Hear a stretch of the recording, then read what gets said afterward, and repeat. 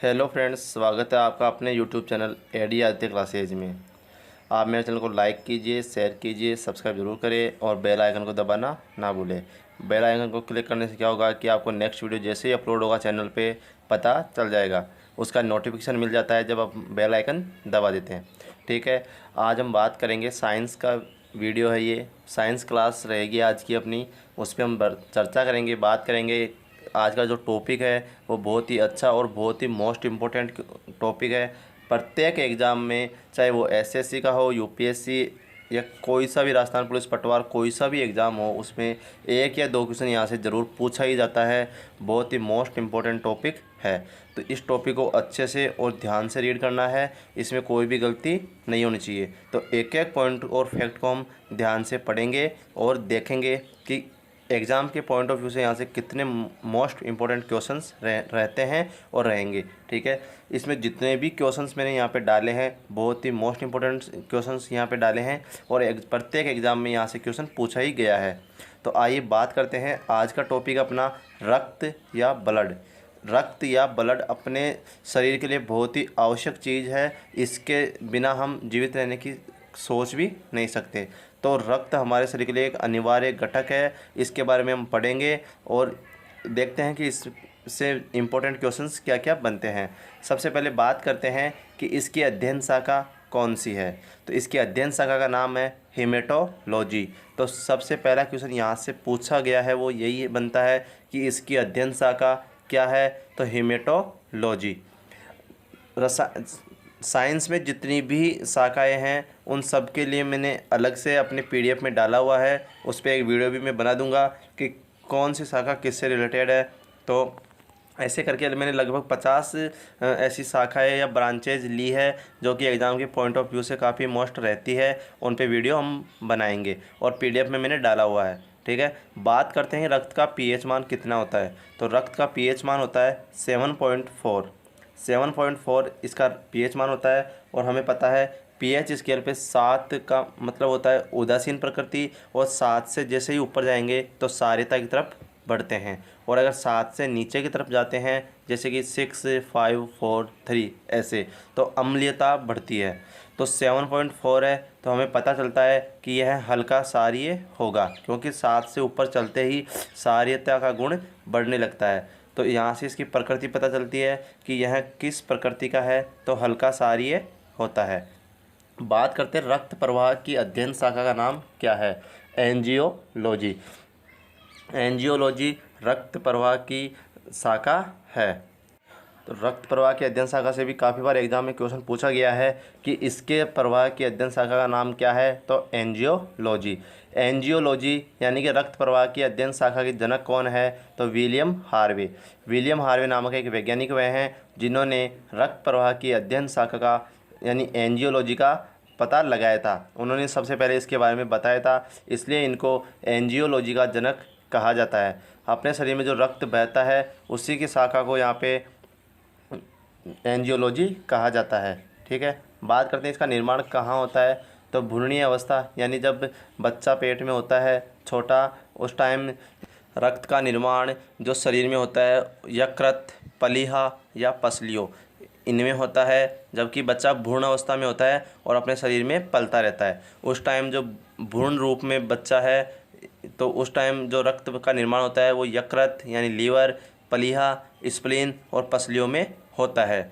तो ये इसके जो निर्माण की अवस्था है वो दो होती है, एक तो भ्रूणीय अवस्था और एक वयस्क अवस्था। तो वयस्क अवस्था के बारे में अगली स्लाइड में पढ़ेंगे, ये मैंने भ्रूणीय अवस्था के बारे में बता दिया है। ठीक है, नेक्स्ट स्लाइड है, उसमें वयस्क अवस्था में जो लाल अस्थि मज्जा होती है उसमें रक्त का निर्माण होता है। ठीक है, यह एक प्रकार का तरल संयोजी उत्तक है। यानी कि यह किस प्रकार का उत्तक है, एग्जाम में काफ़ी बार पूछा गया है। तो यह एक प्रकार का तरल संयोजी उत्तक है। एक यूनिट रक्त, हम सभी को पता है कि एक यूनिट रक्त के बारे में हमने काफ़ी बार सुना हुआ है कि किसी व्यक्ति को रक्त चढ़ाना है तो 1 यूनिट रक्त लेके आओ, ऐसे सुना है। तो उसमें कितनी मात्रा होती है रक्त की, तो वो होती है 350 ml। 350 मिलीलीटर 1 यूनिट रक्त की मात्रा होती है। ठीक है, इसका स्वाद कैसा होता है। तो सार्यता का स्वाद होता है नमकीन की तरह। ठीक है, तो इसका स्वाद कैसा हो गया, नमकीन की तरह। बीपी यानी ब्लड प्रेशर, हिंदी में बोलते हैं रक्तचाप। तो ब्लड प्रेशर का मापन सर्वप्रथम स्टीफन हेल्स नामक वैज्ञानिक ने किया, और किस में किया, तो घोड़े में किया था। तो ये भी बहुत इंपॉर्टेंट क्वेश्चन है कि रक्तचाप का सर्वप्रथम मापन स्टीफन हेल्स ने किया और घोड़े में किया। रक्त का कार्य क्या है, तो रक्त का जो मोस्ट इम्पोर्टेंट कार्य है वो है ताप नियंत्रण का। शरीर के ताप नियंत्रण का कार्य कौन करता है, रक्त। इसके एग्जाम्पल है गर्मियों में कान लाल होना, सर्दियों में अंगों का नीला पड़ना। यहाँ पे थोड़ा टाइपिंग मिस्टेक हो गई, अंगों का नीला पड़ना, अंगुलियों का सुन्न हो जाना। ठीक है, बात करते हैं इसका नेक्स्ट कार्य क्या है। ऑक्सीजन, कार्बन डाइऑक्साइड, पचे भोजन का परिवहन, हार्मोन का संवहन करना।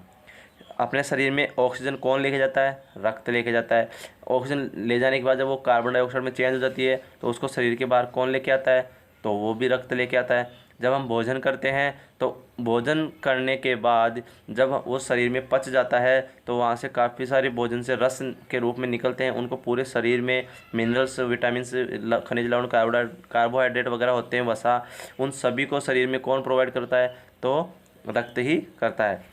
और हार्मोन का संवहन भी कौन करता है, तो रक्त ही करता है। नेक्स्ट बात करते हैं रक्त का शुद्धिकरण कहाँ होता है। तो रक्त का शुद्धिकरण होता है वर्क या किडनी और पसलियों में। ठीक है, तो इसका रक्त या का जो शुद्धिकरण है वो वर्क या किडनी और पसलियों में होता है। बात करते हैं पंप, यानी कि जो रक्त को पंप करने का कार्य करता है, ब्लड को, वो कौन करता है, हृदय। हृदय का मेन काम होता है रक्त को पंप करना। जब यह पंप करता है तो एक धड़कन में लगभग 70 ml रक्त को पंप करता है, और 1 मिनट में यह 5 लीटर रक्त को पंप कर देता है। एक धड़कन में 70 ml रक्त को, और आप सभी को पता है 1 मिनट में हृदय धड़कता है 72 बार, तो 72 बार धड़कता है, तो यह 72 बार में कुल 5 लीटर रक्त को पंप कर देता है। एक मिनट में हृदय धड़कता है 72 बार, उसको हम मल्टीप्लाई करेंगे 70 से, तो जब 70 से मल्टीप्लाई करेंगे तो यह 5 लीटर रक्त की मात्रा बनेगी, यानी 1 मिनट में हृदय 5 लीटर रक्त को पंप कर देता है। बात करते हैं कि इसकी मात्रा कितनी होती है। शरीर में इसकी मात्रा होती है 2 प्रकार से, एक तो होती है इसके भार के अकॉर्डिंग, दूसरी होती है इसके मतलब शरीर के भार के अकॉर्डिंग, दूसरी होती है शरीर में इसकी लीटर में कितनी मात्रा होती है।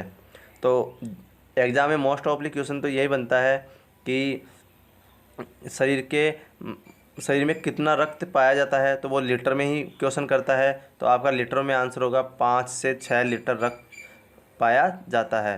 ठीक है, 5 से 6 लीटर रक्त की मात्रा शरीर में पाई जाती है। अगर कई बार एग्ज़ाम में क्वेश्चन उल्टा कर लिया जाए कि शरीर के बाहर का कितना प्रतिशत जो ब्लड है वो पाया जाता है, तो वहाँ पे आंसर होगा 7 से 8%।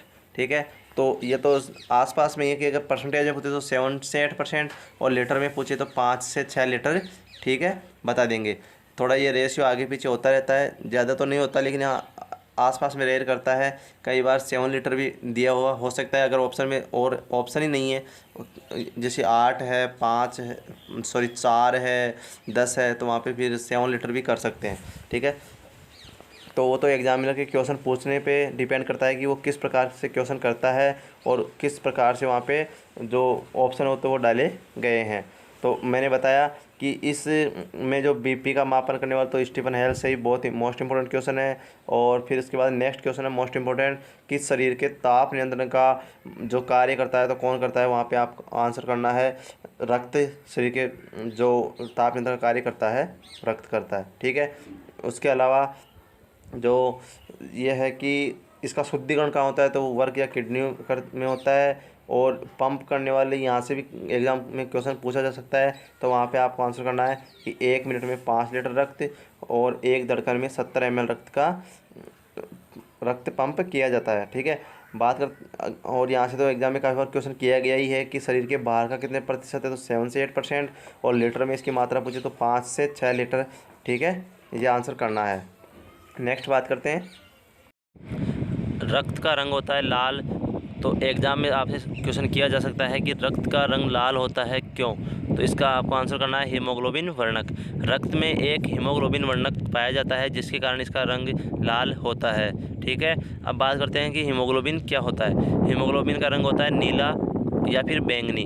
अगर एग्ज़ाम में नीला नहीं है ऑप्शन में तो आपको बैंगनी करना है, और अगर नीला ऑप्शन में है तो नीला ही आंसर करना है। बात करते हैं कि इसमें किस प्रकार की प्रोटीन पाई जाती है। तो हीमोग्लोबिन में ग्लोबिन प्रोटीन पाई जाती है, जिसकी मात्रा होती है 96%। हीमोग्लोबिन में 96% ग्लोबिन प्रोटीन पाई जाती है, और इसमें रंजक पाया जाता है हिम रंजक, जो कि इसमें 4% पाया जाता है। हीमोग्लोबिन का मापन किया जाता है हीमोग्लोबिनोमीटर द्वारा। हीमोग्लोबिनोमीटर द्वारा हीमोग्लोबिन का मापन किया जाता है। नेक्स्ट बात करते हैं कि शरीर में हीमोग्लोबिन की मात्रा कितनी पाई जाती है। तो शरीर में हीमोग्लोबिन की मात्रा दो तरह से पाई जाती है, मतलब पुरुषों में अलग पाई जाती है और महिलाओं में अलग पाई जाती है। अगर महिलाओं में इसकी मात्रा पूछे तो वो पुरुषों के मुकाबले थोड़ी कम होती है और पुरुषों में अधिक होती है। पुरुषों में होती है 14 से लेकर 16 ग्राम तक, और महिलाओं में होती है 13.5 से 14.5 ग्राम तक। ठीक है, तो दोनों में थोड़ी कम ज़्यादा होती है, पुरुषों में अधिक और महिलाओं में कम, तो अलग अलग होती है, दोनों ध्यान रखना है। अब मैंने एक नोट डाला है, उसके बारे में बात करते हैं।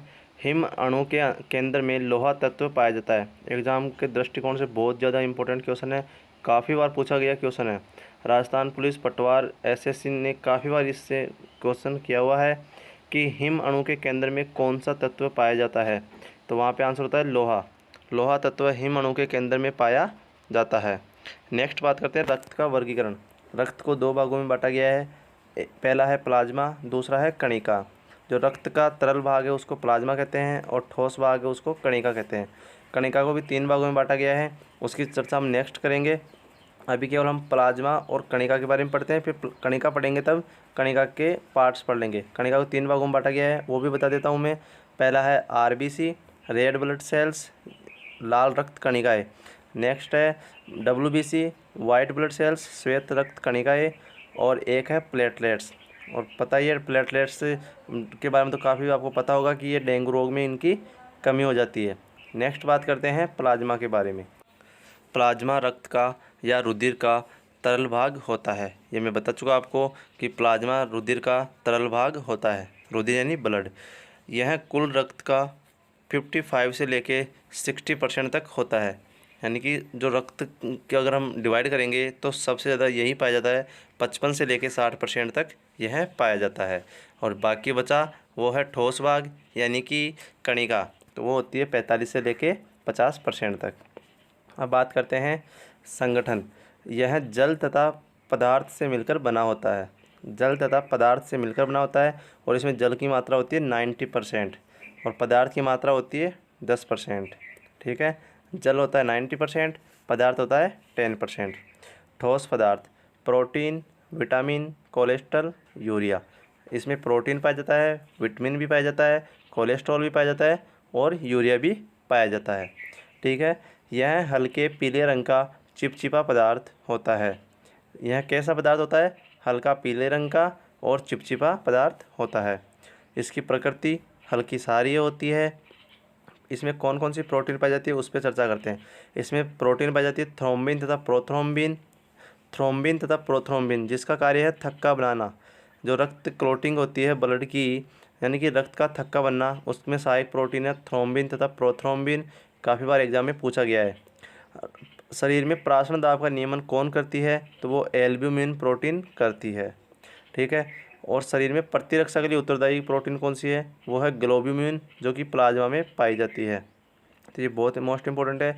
हमारा प्रतिरक्षा तंत्र जितना मजबूत होगा उतने ही ज़्यादा हम बीमारियों से दूर रह पाएंगे और मजबूती से रह पाएंगे। इसके लिए ग्लोब्यूमिन प्रोटीन इंपॉर्टेंट होती है, जो कि प्लाज्मा में पाई जाती है। बात करते हैं इसका कार्य क्या है।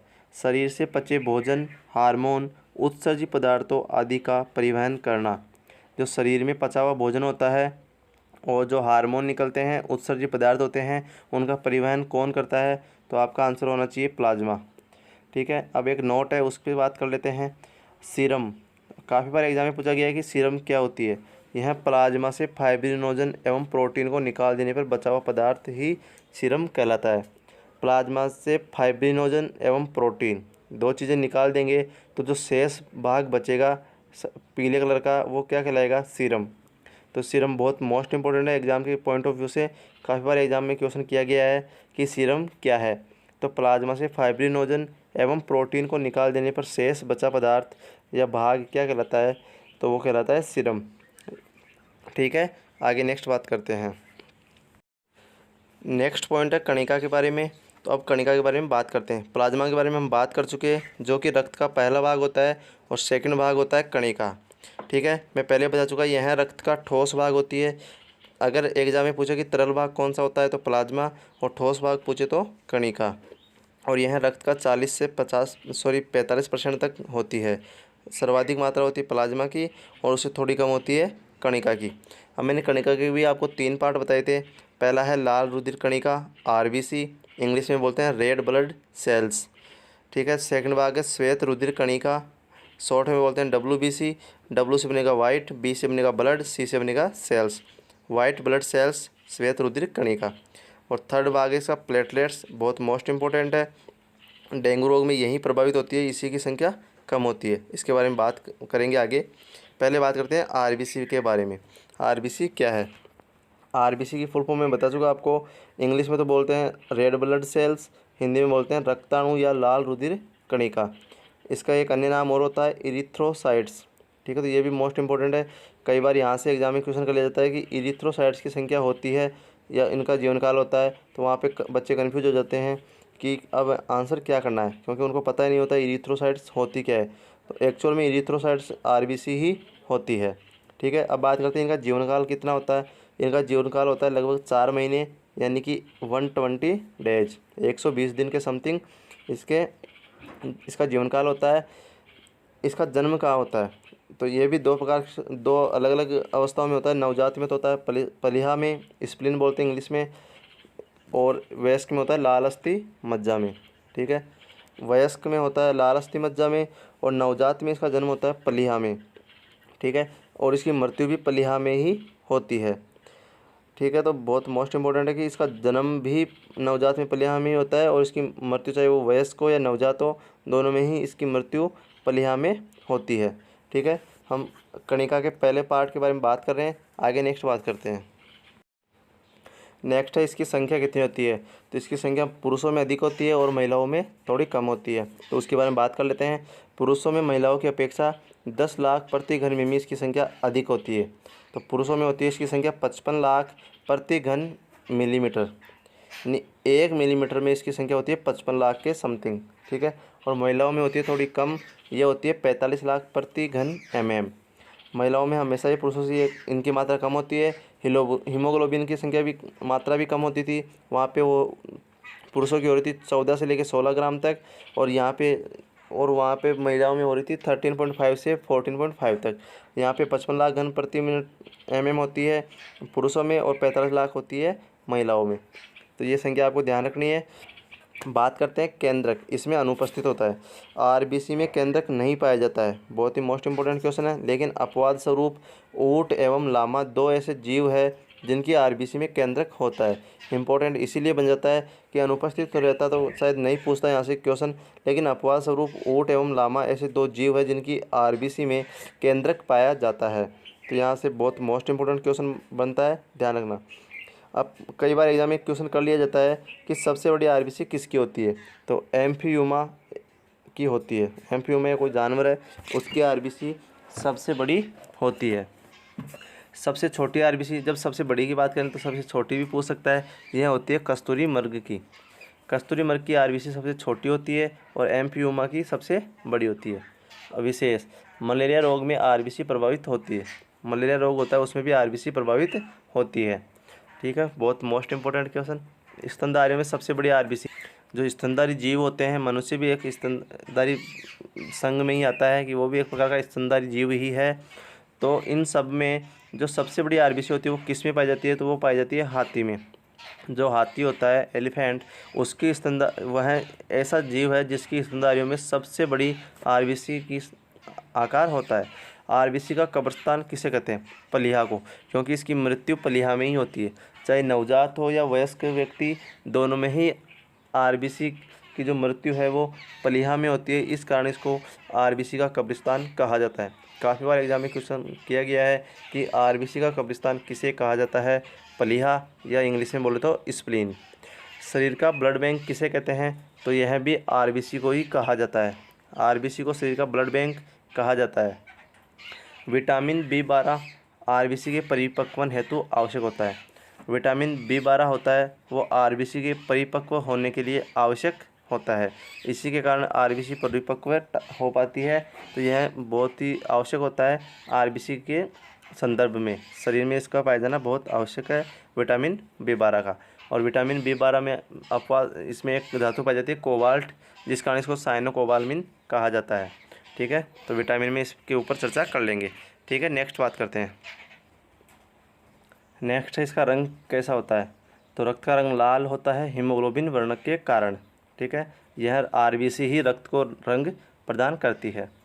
कार्य आरबीसी का सभी कोशिकाओं को ऑक्सीजन पहुंचाकर उससे कार्बन डाइऑक्साइड वापस लाना।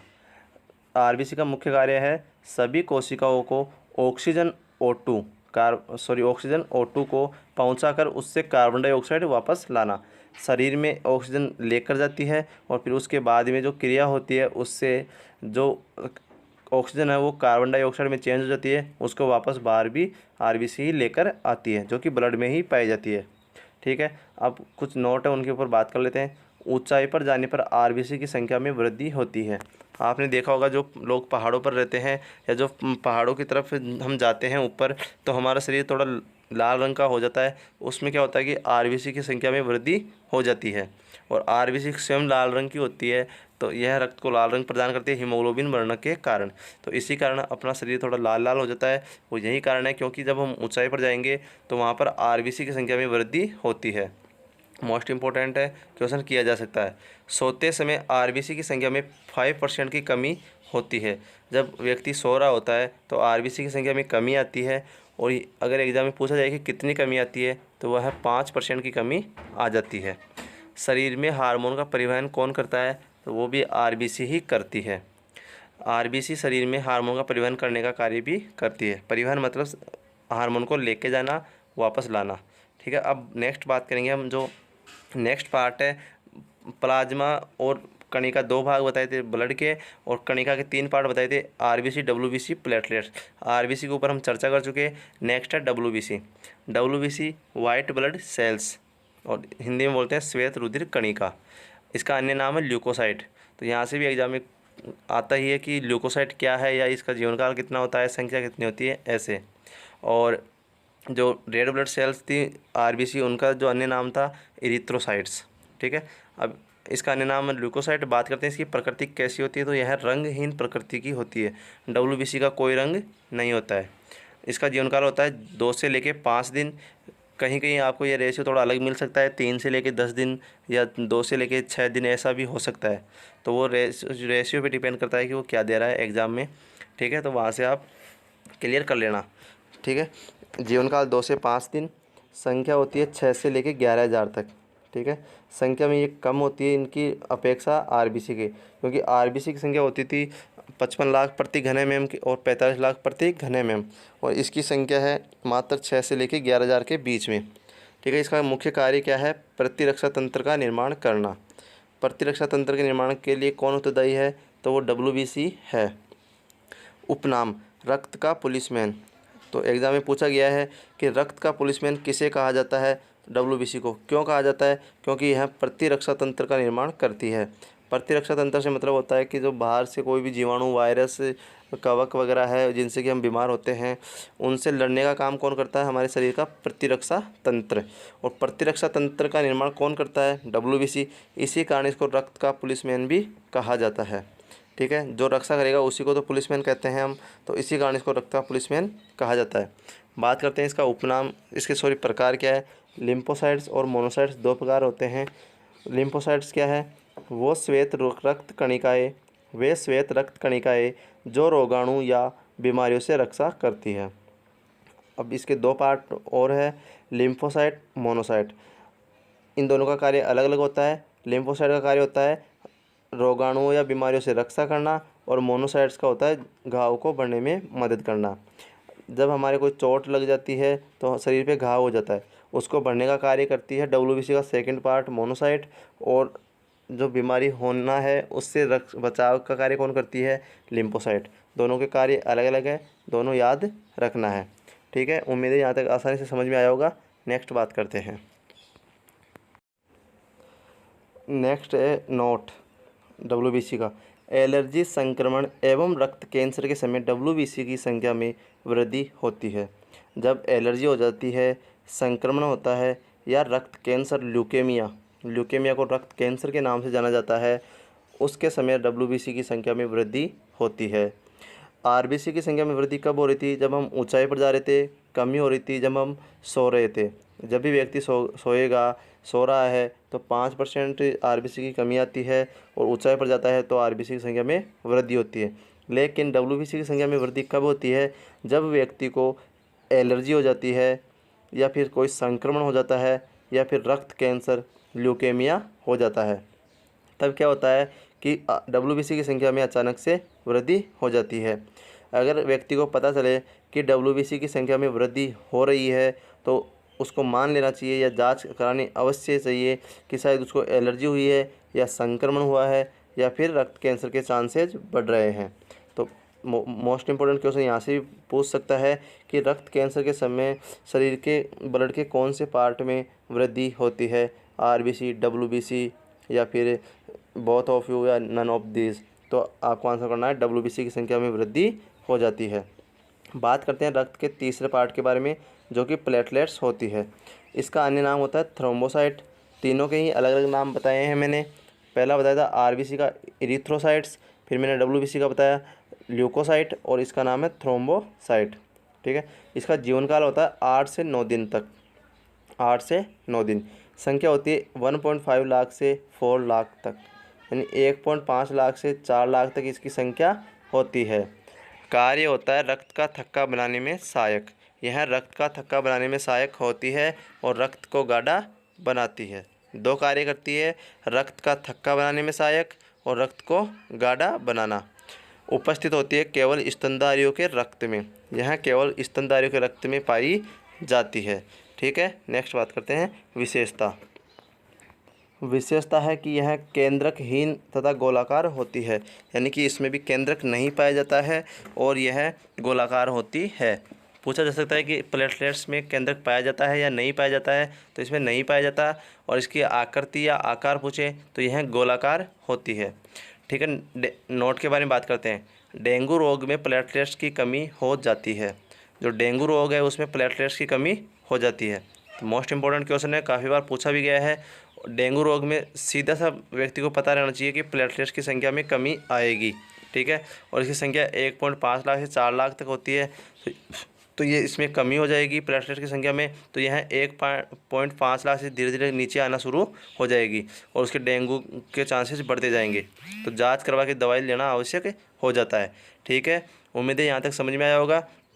आज हम केवल इतनी ही बात करेंगे क्योंकि थोड़ा वीडियो लंबा हो रहा है। अभी तो यह आधा ही पार्ट हो पाया है, तो ज़्यादा लंबा वीडियो हो जाएगा तो थोड़ा बोरिंग हो जाता है, इसलिए आज यहीं तक बात करेंगे। पार्ट 1 रखेंगे ये, और पार्ट 2 में इसमें जो भी बची हुई बातें हैं, कुछ महत्वपूर्ण तथ्य हैं और कुछ और भी, जैसे ब्लड बैंक में क्या क्या होता है, इसके जो आदान प्रदान किया जाता है ब्लड का, एंटीजन, एंटीबॉडी, RH फैक्टर, इन सभी के बारे में नेक्स्ट वीडियो में बात करेंगे।